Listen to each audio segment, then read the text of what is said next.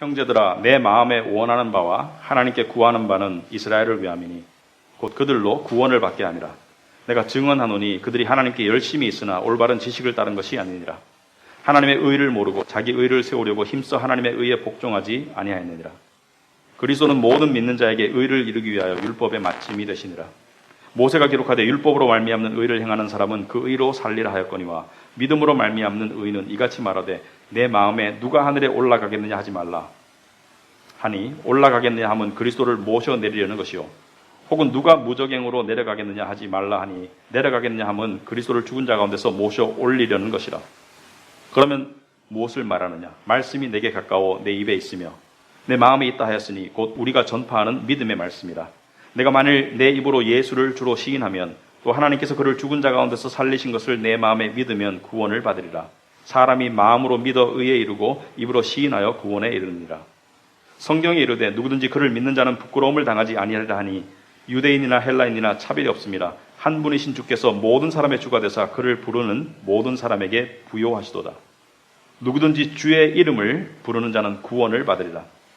그런즉 그들이 믿지 아니하면 이를 어찌 부르리요? 듣지도 못한 이를 어찌 믿으리요? 전파하는 자가 없이 어찌 들으리요? 보내심을 받지 아니하였으면 어찌 전파하리요? 기록된 바 아름답도다 좋은 소식을 전하는 자들의 발이여 함과 같으니라. 그러나 그들이 다 복음을 순종하지 아니하였도다. 이사야가 이르되 주여 우리가 전한 것을 누가 믿었나이까 하였으니 그러므로 믿음은 들음에서 나며 들음은 그리스도의 말씀으로 말미암았느니라.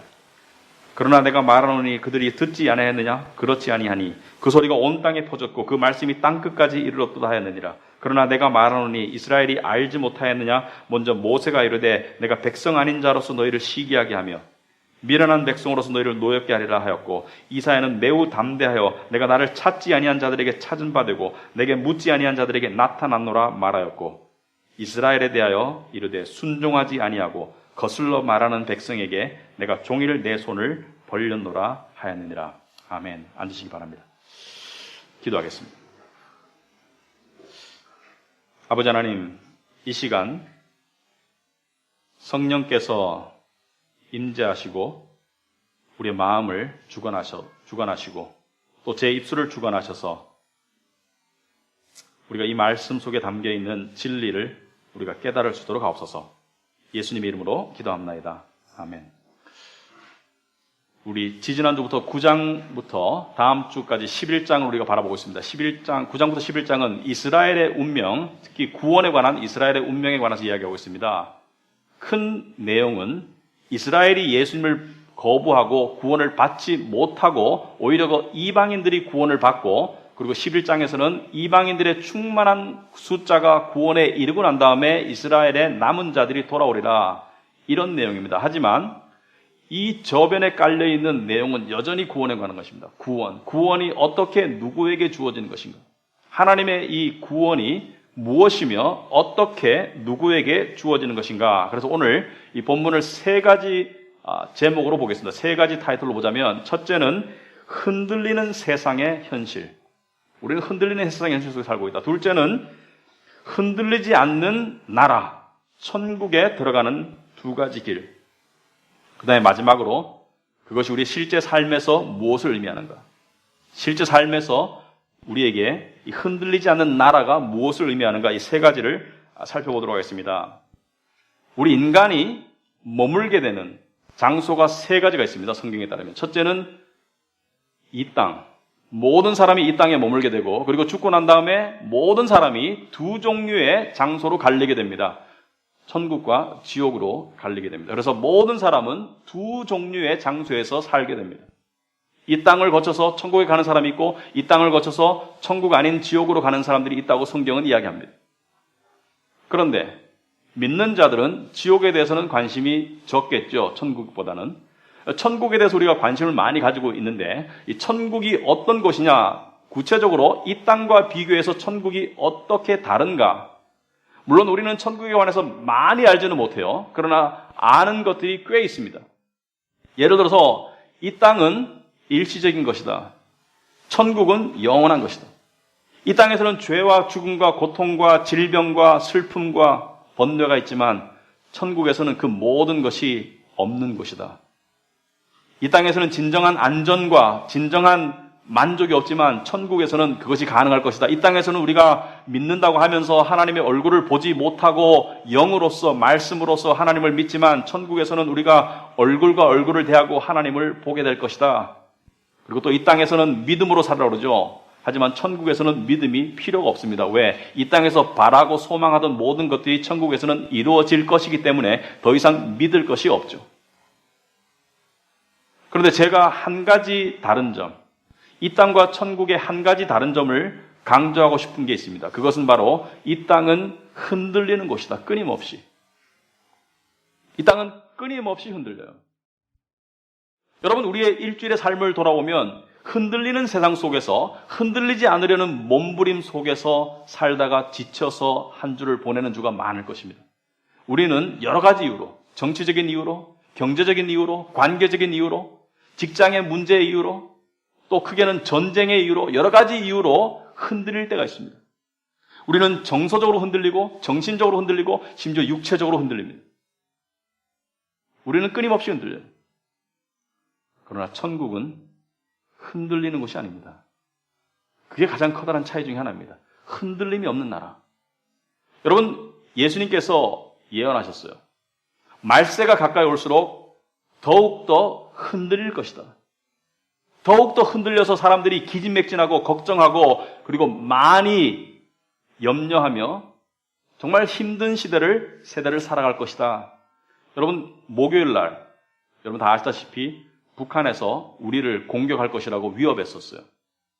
물론 이게 엄포, 그냥 이렇게 제스처로 우리가 받아들이지만 한편으로서는 우리가 나라 전체가 흔들렸어요. 그죠? 사람들이 좀 불안해하고 주식시장이 폭락하고 여러 가지 파급 효과가 있는 흔들림을 지금도 겪고 있고 아직 상황이 종결된 것은 아닙니다. 물론 파국적인 상황은 안 올 것이라고 생각하지만 여전히 우리는 불확실한 시대를 살아가고 있습니다. 예수님께서는 말세가 되면 많은 흔들림이 있을 것이다. 세 가지를 통해서 첫째, 전쟁과 지진과 기근이 굉장히 빈번하게 일어날 것이다. 우리는 20세기에 커다란 전쟁을 많이 치렀지만 지금은 약간 평화의 시대를 겪고 있습니다. 그러나 역사 전체를 봤을 때는 우리는 커다란 전쟁에서 막 빠져나온 상태에서 그리고 성경은 마지막에 더 커다란 전쟁이 있을 것을 예언하고 있습니다. 계시록에 보면. 그리고 지진이 더 빈번할 것이고 그리고 기근이 발생할 것이라고 예수님께서는 예언했어요. 근데 그때의 흔들림은 마지막의 흔들림은 이 세상만의 흔들림이 아니라 예수님께서 예언하시기를 말세가 되면 정말 마지막에 되면 이 우주가 다 흔들리고 하나님께서 지으신 모든 세상이 흔들려서 해와 달과 별이 다 떨어질 것이다. 그 예언이 마태복음 24장 여러분 주보에 보시면 나와 있습니다. 예수님께서 말씀하시기를 그날 환난 후에 마지막 환난 후에 즉시 해가 어두워지며 달이 빛을 내지 아니하며 별들이 하늘에서 떨어지며 하늘의 권능들이 흔들리리라. 여기서 권능이라는 것은 하늘의 전체 별들과 행성들이 다 흔들리리라. 그때 그 마지막 때의 인자의 징조가, 인자는 예수님이죠. 인간의 모습으로 오신 예수님의 징조가 하늘에서 보이겠고 그때 땅의 모든 족속들이 통곡하며 그들이 인자가 구름을 타고 능력과 큰 영광으로 오는 것을 보리라. 그가 큰 나팔 소리와 함께 천사들을 보내리니 그들이 그의 택하신 자들을 하늘 이 끝에서 저 끝까지 사방으로 모을 것이다. 여러분, 성경은 역사의 시작과 마지막을 너무나 분명하게 기록하고 있습니다. 여러분, 우리가 맞이하고 있는 이 세상의 마지막은 절대로 해피엔딩이 아닙니다. 이 세상은 파멸로서 하나님의 심판으로서 종말을 맞이하게 되고 그 이후에 이 세상뿐만이 아니라 하늘까지 하나님이 다 흔드셔서 보이는 창조된 모든 세상을 흔드셔서 그 속에서 보이지 않던 하나님의 나라, 새 하늘과 새 땅, 새 예루살렘을 우리 눈에 보이도록 드러내실 것이다. 그래서 천국을 뭐라고 표현했습니까? 흔들리지 않는 나라라고 히브리서 12장에 표현하고 있습니다. 여러분 주보에 나와 있죠. 그때는 그 소리가 땅을 진동하였거니와 이제는 약속하여 이르시되 내가 또 한 번 땅만 아니라 하늘도 진동하리라. 무슨 말이냐면 구약시대에 모세의 율법을 받을 때 하나님께서 시내산에 나타나셨을 때 그 하나님의 거룩하시고 준엄한 모습 앞에서 땅이 흔들렸지만 내가 또 한 번 땅만 아니라 하늘도 진동하리라. 이것은 하나님의 마지막 심판, 예수님 재림 때 일어날 것을 이야기하고 있습니다. 이 또 한 번이라 하시면 27절에 진동하지 아니하는 것을 영존하게 하기 위하여 진동할 것들, 곧 만드신 것들이 변동될 것을 나타내십니다. 여기서 진동할 것들은 흔들릴 것들이고 흔들릴 것들은 이 세상을 말합니다. 이 세상과 우주는 다 흔들릴 것이고 하나님의 모든 피조물들은 다 흔들릴 것이고 그때 진동하지 아니하는 것, 바로 하나님의 나라, 천국을 말합니다. 그것을 영존하게 하기 위하여.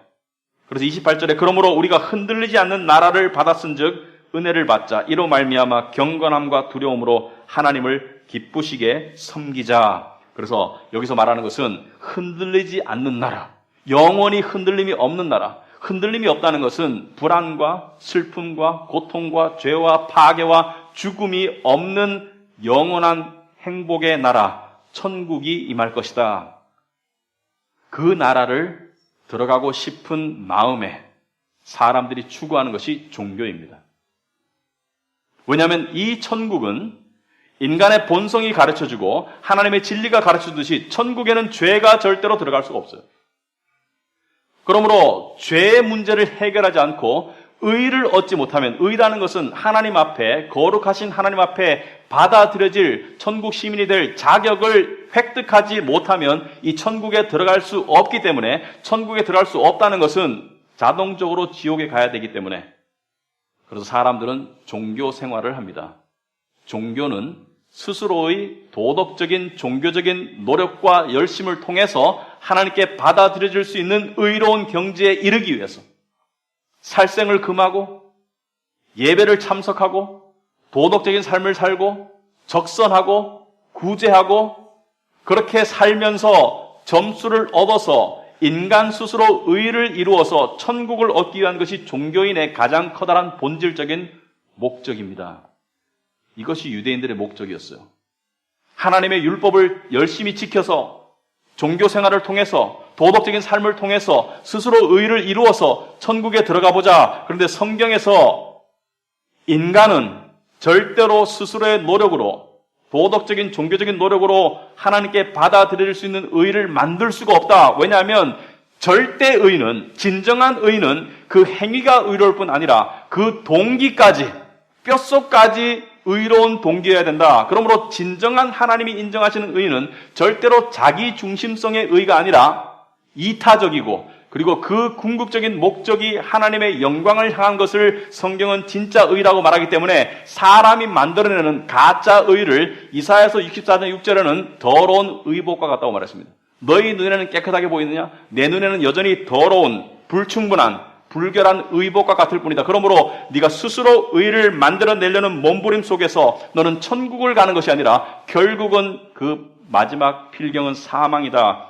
이 안타까운 마음을 오늘 본문 1절에서 3절까지 사도 바울이 이야기하고 있는 것입니다. 하나님이, 형제들아, 내 마음에 원하는 바와 하나님께 구하는 바는 이스라엘을 위함이라.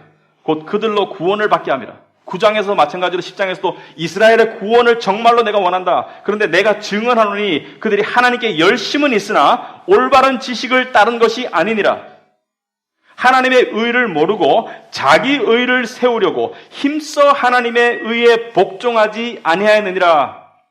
여러분, 이게 무슨 뜻입니까? 이게 굉장히 무서운 말이죠. 여러분, 오늘날 교회 안에서도 열심히 종교 생활하고 열심히 봉사하고 스스로의 의를 세워가면서 겉으로는 예수 그리스도를 주라고 고백하지만 마음 깊숙이, 마음속으로는 진정한 믿음은 내가 이렇게 섬기고 봉사하고 오랫동안 교회를 다녔으니까 하나님께서 나를 천국에 넣어주시겠지?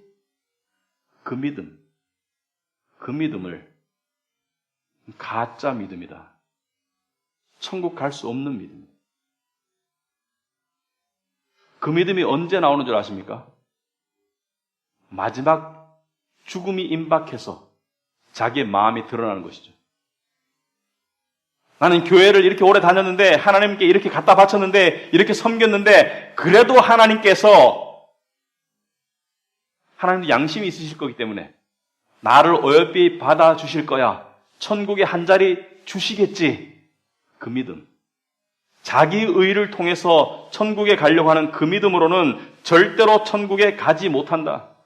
여러분, 세상 사람들이 사람이 죽을 때 뭐라고 말합니까? 그 사람 그래도 착하게 살았으니까 좋은 데 가셨을 거야. 배우자가 먼저 죽은 경우에는 이렇게 말하죠. 지금 두 분이 함께 행복하게 하늘나라에 계실 거야. 위로의 말이죠. 그러나 그것은 사실이 아닙니다. 그것은 인간적인 생각이지. 인간의 행위로는 절대로 천국에 갈 수가 없습니다. 그래서 3절에 보면 하나님의 의를 모르고 자기 의를 세우려고 힘써 하나님의 의에 복종하지 아니하였느니라. 그리스도는 모든 믿는 자에게 의를 이루게 하기 위하여 율법의 마침이 됐느니라. 자기 의라는 것은 자기의 노력으로, 자기의 종교적 도덕적 열심과 흠없는 노력으로 스스로의 의를 만들어가려는, 스스로 의인이 되려는 노력이지만, 믿음에서 나오는 의는 나는 의를 만들 수가 없습니다. 나는 죄인입니다. 오직 예수님을 믿는 믿음으로 의로워집니다. 예수님을 믿는 믿음으로 내 죄가 용서받고, 그리고 그분의 의를 내가 믿음으로 받음으로써 내가 하나님 앞에 받아들여지는 의인이 될 수 있습니다. 그래서 두 가지 길이 있습니다. 하나는 종교의 길이고 하나는 믿음의 길입니다. 종교의 길과 믿음의 길, 또 다른 말로 복음의 길, 예수 그리스도와 십자가를 믿는 복음의 길. 이 종교의 길은 열심히 노력해서 의를 이루어가지만 절대로 내가 의의 경지에 이르렀다고 확신할 수 없고 마지막에 의에 이룰 수 없는 불가능의 길입니다. 두 번째 이 믿음의 길은 내 노력과 관계없이 하나님께서 일방적으로 단숨에 우리에게 믿음을 주시고 우리에게 의를 주시는 은혜의 길이다. 그러므로 인간의 노력이 아니라 하나님의 은혜이다. 그런데 이 종교의 삶, 유대인의 삶은 왜 하나님이 기뻐하지 않는 줄 아십니까? 성경에 보면 믿음이 없이는 하나님을 기쁘시게 할 수가 없다고 말했습니다. 왜 기뻐하지 않으시냐면 이들은 겉으로의 자기의 열심을 통해서 그것을 통해서 하나님으로부터 세상의 복과 천국을 얻는 데 관심이 있지 하나님에 대한 관심은 없어요. 하나님 자체에 대한 관심이 아니라 하나님에 대해서 열심을 쏟아서 하나님을 마치 빚쟁이로 만들어서 하나님이 나에게 내가 원하는 것을 주시도록 만들려는 이 종교적 지렛대 역할을 하는 것이 유대인의 삶입니다. 그러므로 하나님을 하나님으로 대하는 것이 아니라 하나님을 비즈니스 파트너로 대하는 것이죠. 이만큼 하면 하나님도 저만큼 해주시겠지. 이게 유대인의 마음가짐입니다. 그러나 믿음의 마음가짐은 나는 하나님께 할 수 있는 것이 없습니다. 나는 죄를 가지고 있습니다. 그런데 하나님께서 나의 죄를 가져가시고 나에게 의를 주셨기 때문에 그 은혜에 감격해서 나는 하나님을 섬기고 사랑할 것입니다. 이것이 믿음의 길입니다. 그러므로 믿음의 길은 내 스스로 할 수 없다는 철저한 자기 부인에서 비롯해서 하나님의 긍휼하심만을 바라는 하나님 중심, 그리스도 중심의 마음이 믿음의 길입니다.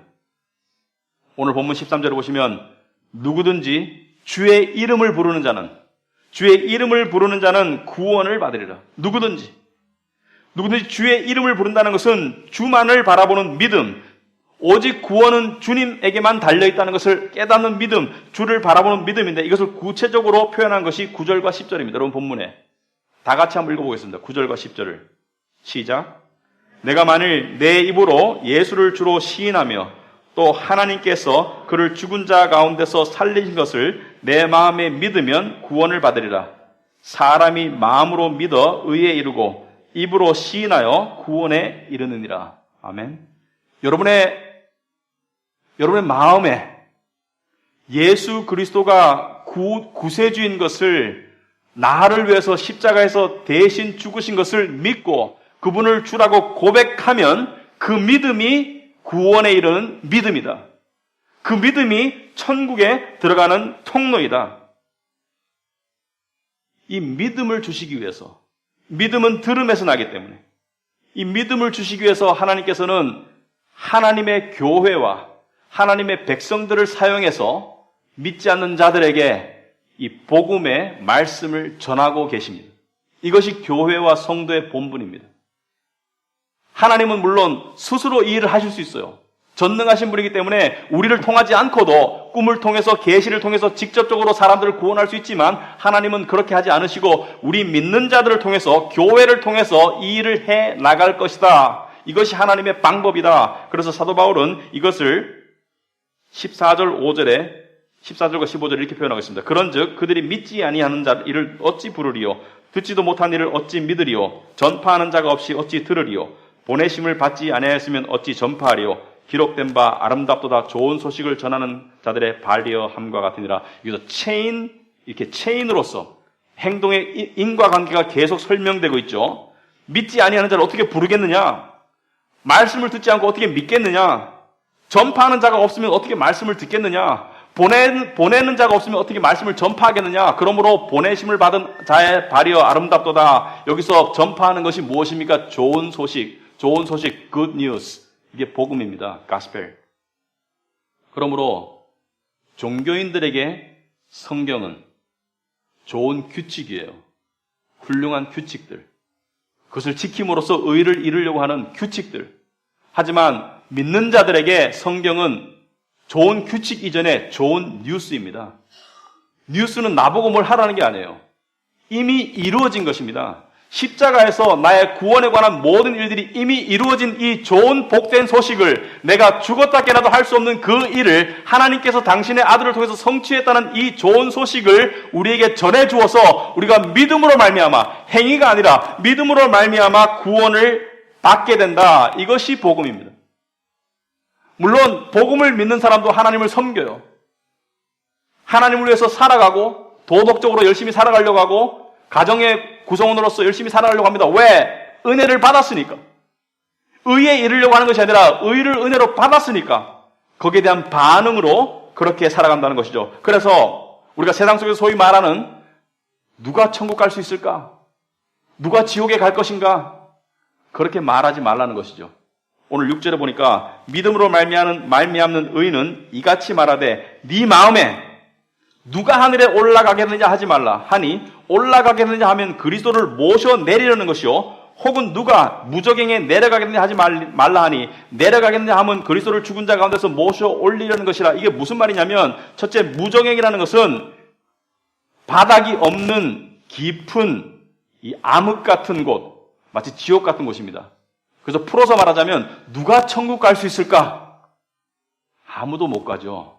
예수님이 가셨기 때문에 그분을 믿는 분들이 예수님께서 천국에서 오셨기 때문에 우리가 천국 갈 수 있는 것이고 누가 지옥 갈 것인가? 누가 지옥 갑니까? 예수를 안 믿는 모든 사람들이 지옥 가지만 예수님이 대신 지옥의 형벌을 받으셨기 때문에 십자가에서 형벌을 받으셨기 때문에 그분을 믿는 모든 자는 지옥에 가지 않고 천국으로 갈 수 있다. 그래서 누가 갈 수 있느냐? 자격이 없다는 거예요. 그렇지만 누가 갈 수 있느냐? 믿는 자가. 나의 자격이 아니라 믿는 자가 갈 수 있다. 오직 믿음으로 한 번에 들어가는 곳이 천국입니다. 그래서 이스라엘은 이것을 이 복음을 받아들인 것이 아니라 믿음으로 주어지는 하나님의 의를 받아들이는 것이 아니라 열심히 자기 노력으로 의를 세워나려고 노력했다. 인간의 눈으로 보면 그만큼 종교적인 사람이 없어요. 그만큼 열심히 사람이 없어요.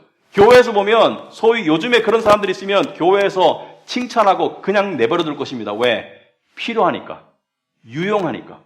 열심히 섬기고 열심히 내고 열심히 참석하니까. 여러분 이스라엘에서 이 경건한 종교인으로 살아간다는 것은 엄청난 헌신과 희생을 요구합니다. 모든 예배에 참여하고 일주일에 평균 2번을 금식했어요. 매주 2번씩. 금식하고 철야기도 하고 그리고 가난한 사람들에서 구제하고 그리고 금욕적인 삶을 살고 그리고 교회에서 이 회당에서 열심히 섬겼기 때문에 그런 사람들이 필요했어요. 오늘날도 그런 사람들이 있으면 목사님이 기뻐하실 거예요. 왜? 그 사람들 덕에 교회가 유지되고 교회가 세워져 나간다고 생각하기 때문에. 그러나 착각이었습니다. 착각이었어요. 사람의 눈에는 그게 옳게 보일지 모르지만 그것은 구원으로 향하는 길이 아니었습니다. 요한복음 3장에 보면 니고데모라는 바리새인 중에 바리새인 중에 서열이 3위 안에 들었대요. 바리새인 중에 바리새인이 예수님을 밤에 찾아오는 장면이 있습니다. 여러분 성경을 보신 분들 아시고 예수님을 밤에 찾아서 왜? 사람들의 눈이 들어오니까 내가 바리새인인데 내가 이스라엘의 선생인데 밤에 찾아와가지고 예수님에게 이렇게 말해요. 랍비여, 선생님이여, 당신은 하나님께로부터 보내심을 받은 것 같습니다. 왜냐하면 당신이 행하시는 이적을 보니까, 기적을 보니까 하나님께서 보내신 자가 아니면 이러한 일들을 할 수 없을 것입니다. 예수님께서 거기다 대고 그래 맞다, 내가 하나님께 보냄을 받은 그리스도다, 또는 내가 이적을 행했지, 어떤 것들을 행했는지 기억하니, 이렇게 말씀하지 아니하시고 곧바로 전곡을 찔러서 이렇게 말씀하십니다. 네가 거듭나지 아니하면 하나님 나라에 들어갈 수가 없느니라. 예수님은 니고데모가 왜 찾아왔는지를 아셨던 것이죠. 왜 찾아왔습니까?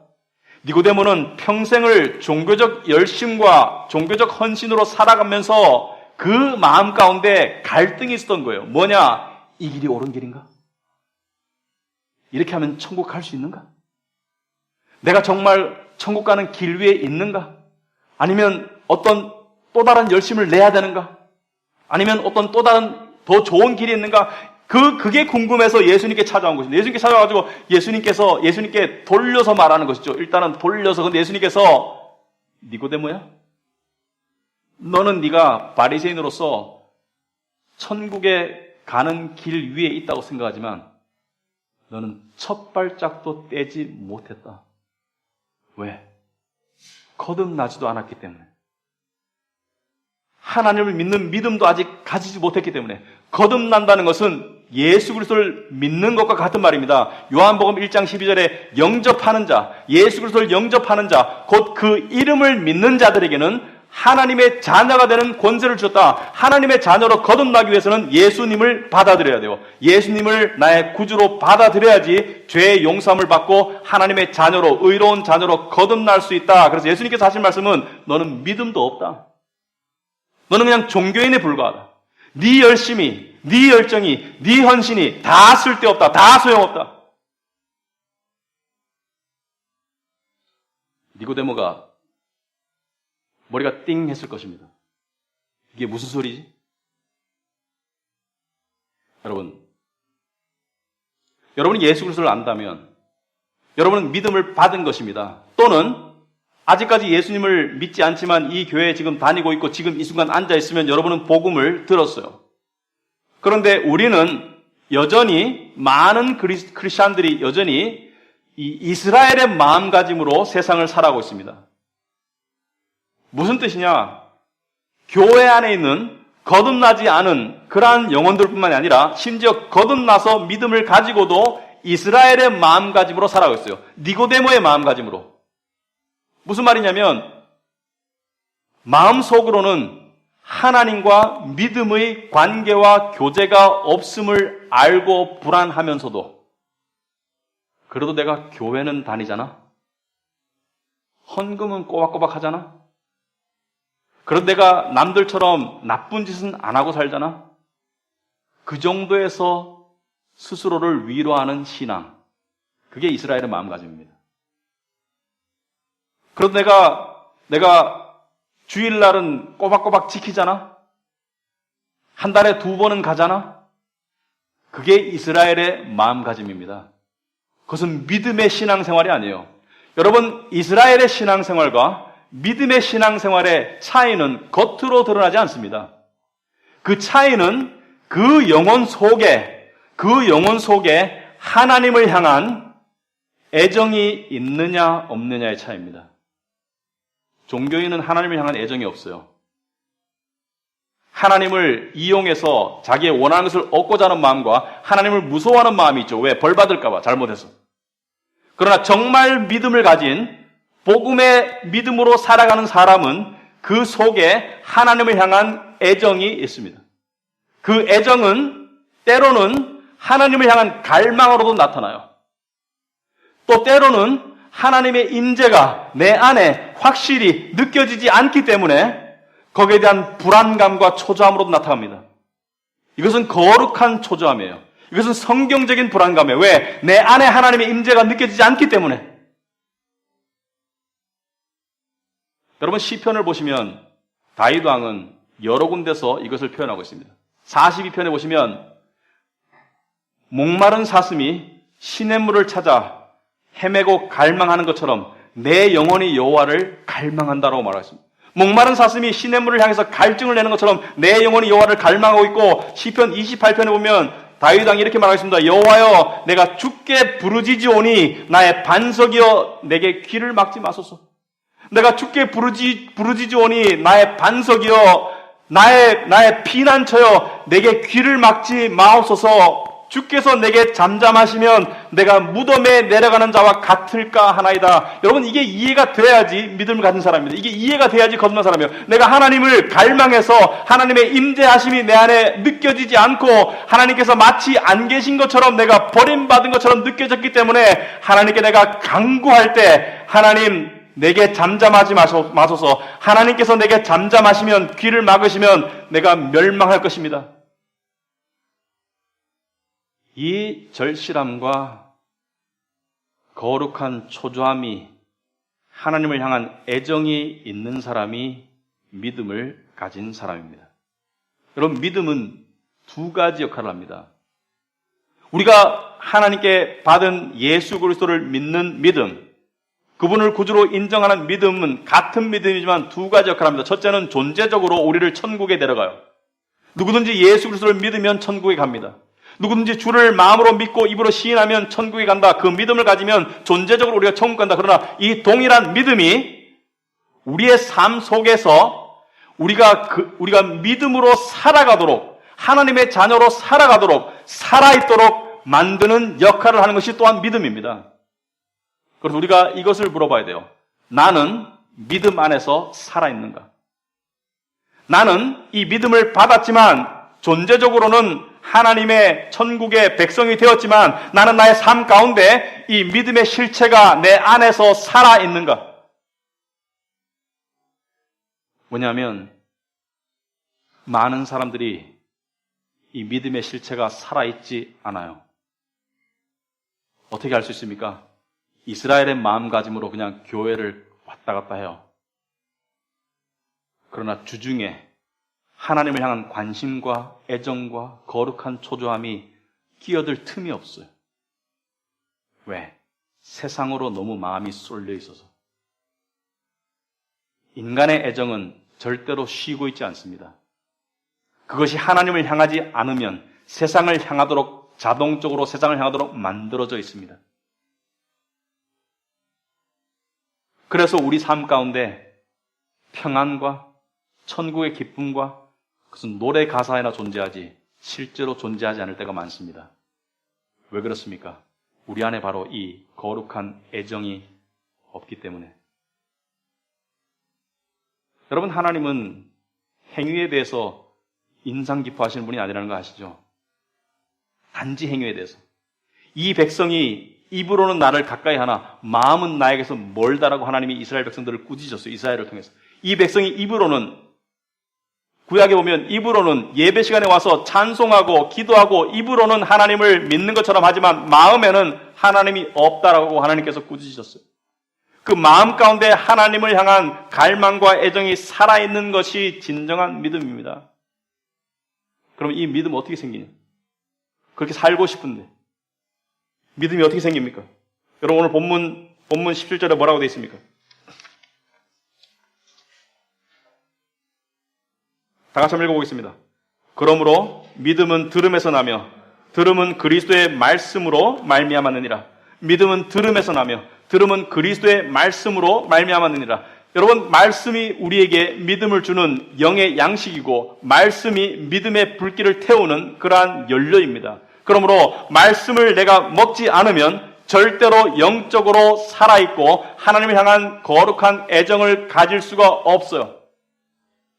여러분이 만약에 의사 선생님한테 가가지고 선생님, 제가 어지럽고 너무 기운이 없습니다, 요새. 어지럽고 너무 기운이 없어요. 그럼 의사 선생님이 뭐라고 묻겠습니까? 묻는 질문 중에 하나가 이것일 것입니다. 식사는 제대로 하시나요? 근데 여러분이 바빠서 거의 안 먹고 살아요. 그럼 의사가 빤히 쳐다보겠죠. 가서 밥이나 먹게. 밥 안 먹으니까 어지럽고 기운이 없지. 당연한 거 아니에요? 내가 믿음 가운데 살아있지 못한 이유는 무엇입니까? 왜? 믿음의 원천 되시는 살아있고 능력 있는 하나님의 말씀에 내 영혼이 꽂혀있지 않기 때문에. 세상 때문에 너무나 바빠서 이 귀중한 생명의 말씀을 내가 등한시하기 때문에. 여러분, 기독교의 진리는 복잡한 게 아닙니다. 단순한 것을 반복하는 거예요. 단순한 것. 하나님을 믿고 싶으세요? 말씀을 보세요. 하나님과 역동성 있는 신앙생활을 하고 싶습니까? 말씀에, 능력 있는 말씀에 자기의 영혼의 빨대를 꽂아 박으세요. 그리고 쭉쭉 빨아당기세요. 마치 이게 돈보다 더 귀한 것처럼. 여러분, 우리의 신앙생활 가운데 아까 제가 흔들리는 나라에 우리가 살고 있다 했습니다. 우리는 흔들리지 않는 나라에 속해 있는데, 하나님 나라에 속해 있는데 흔들리는 세상에 살고 있어요. 그런데 우리가 계속 흔들려요. 흔들려서 어지럽고 불안하고 안 흔들렸으면 좋겠어요. 정신적, 정서적, 심지어 육체적으로 흔들려요. 한 주를 살다 오면 개인적인 이유, 가정적인 이유, 직장적인 이유, 그리고 국가적인 이유, 여러 가지로 우리의 삶을 흔들어 놓아요. 흔들리지 않을 수 있는 길이 있습니다. 하나님은 우리가 이 흔들리는 세상 속에서 시달리고 불안해하고 초조해하는 삶을 살기를 원하지 않으세요. 왜냐하면 구원은 단지 천국 가는 구원뿐만이 아니라 우리의 삶의 체험이, 우리의 매일매일의 삶의 체험이 하나님의 평강과 은혜와 하나님의 피난처 안으로 들어가는 그 구원도 포함하기 때문에, 하나님은 그렇게 은혜로우신 분이기 때문에, 하나님은 그렇게 우리를 사랑하시기 때문에 우리가 흔들리는 세상 속에서 근심과 염려로 흔들리지 않고 흔들리지 않게 하기를 원하시기 때문에 우리 보고 흔들리지 않는 당신의 나라를 붙잡아라. 상상해 보시기 바랍니다. 땅이 흔들리는데 천정에 흔들리지 않는 단단한 물체가 있으면 그걸 붙잡겠죠? 그런데 그래도 여전히 흔들린다고 따지시는 분이 있다면 저는 이렇게 말하고 싶습니다. 제대로 안 잡았겠지. 제대로 꽉 안 잡았겠지. 말씀과 기도로 하나님을 제대로 꽉 안 잡았겠지. 제대로 꽉 잡으면 흔들리지 않는 정도가 아니라 발이 떨어질 거예요. 제대로 하나님을 꽉 붙잡으면 이 흔들리는 세상에서 이상하게도 신기하게도 발이 떨어지면서 세상은 요동치는데 나는 흔들리지 않는, 다윗 왕이 시편 27편에 말하는 이러한 상태. 군대가 나를 대적하여 진칠지라도 내 마음이 두렵지 아니하며 전쟁이 일어나 나를 치리할지라도 나는 여전히 태어나리로다. 군대가 일어나고 전쟁이 일어나도 나는 여전히 태어나리로다. 많이 흔들리고 말발굽 소리가 들려오는데도 나는 여전히 태어나다. 왜? 이는 하나님을 붙잡고 있기 때문에. 이 하나님을 붙잡는다는 이 추상적인 행위가 구체적이고 실제적으로 우리에게 깨달아지고 적용되는 것이 바로 믿음입니다. 그러므로 여러분의 삶에 흔들림이 있으면 그것은 믿음을 더욱 단단히 잡아라, 말씀을 더욱 단단히 잡아라, 하나님께 기도해라, 하나님께 다가오라는 하나님의 신호입니다. 믿음은 이렇게 정의할 수 있습니다. 이 늘 흔들리는 세상 가운데 흔들리지 않을 수 있는 비결입니다. 우리는 때때로 나의 삶이 흔들릴 때 원인과 핑계를 다른 데로 쏟을 때가 많아요. 직장 문제 때문에, 경제적인 문제 때문에, 관계 문제 때문에. 천만의 말씀. 그것은 간접적인 이유들이지. 정말 가장 근본적인 이유는 바로 나입니다. 내 안의 문제입니다. 내 안에 믿음이 꽉 차 있으면 세상이 아무리 흔들리고 종말이 다가와도 흔들리지 않을 수 있습니다. 그러나 내 안에 믿음이 없으면 세상이 조금만 흔들어도 나는 나가 자빠져요. 근본적인 문제는 나한테 있습니다. 여러분에게 권면하고 싶습니다. 저와 여러분에게 마찬가지로 우리 이 흔들리는 세상 속에서 예수님의 예언에 따르면 앞으로 더욱더 흔들릴 것입니다. 우리를 흔들어 놓는 수많은 사건들, 수많은 상황들, 자녀 문제, 건강 문제, 경제 문제, 크게는 나라 문제, 이 수많은 상황들 속에서 어떤 결정을 내려야 할까? 어떤 지혜로 살아가야 될까? 인간의 결정과 지혜가 흔들림을 멈출 수 있었다면 이미 세상은 멈춰졌을 것입니다. 그러나 세상은 더욱더 흔들리고 있어요. 이상하게도. 수많은 똑똑한 사람들이 지도자가 되어서 세상을 다스려 보겠다고 하는데 세상은 더욱더 흔들려요. 왜? 예수님께서 말씀하셨기 때문에 이 세상은 흔들리다가 말 것이에요. 이 흔들리는 세상 속에서 뭔가 성을 쌓아보려고 거기에만 몰두하는 우리의 삶이 얼마나 때로는 말이 안 되겠습니까? 적당히 하세요. 그리고 그 궁극적인 에너지를 흔들리지 않는 나라에 투자하세요. 그것이 영광입니다. 그것이 우리의 기쁨이고 우리의 만족이고. 기도하겠습니다. 아버지 하나님, 감사합니다.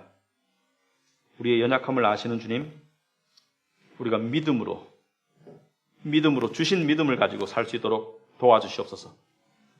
결단하도록 하시고 하나님을 바라보고 붙잡는 저희들이 될 수 있도록 도와주시옵소서. 예수님 이름으로 기도합니다. 아멘.